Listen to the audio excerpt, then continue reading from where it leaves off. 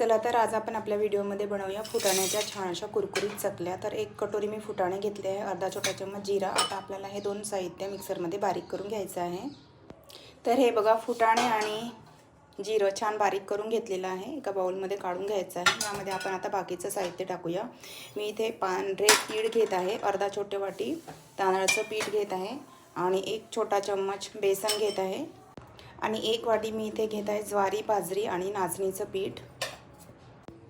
अर्धा छोटा चम्मच काळे मिऱ्याची पूड आहे आणि अर्धा छोटा चम्मच रेड चिली फ्लेक्स आहे। थोडीशी हळद घ्यायची आणि चवीनुसार थोडंसं मीठ घ्यायचं, अर्धा छोटा चम्मच। आणि अर्धा छोटा चम्मच इथे तिखट घेत आहे। रेड चिली फ्लेक्स टाकले आहे त्यामुळे आपल्याला तिखट इथे थोडं कमी घ्यायचं आहे।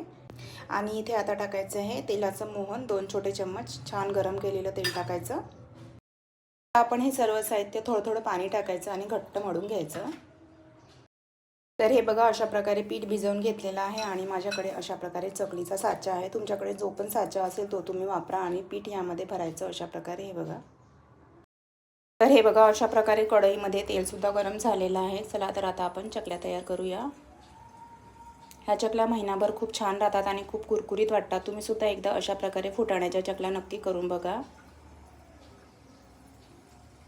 मंद आचेवर ह्या चकल्या आपल्याला तळून घ्यायच्या आहेत।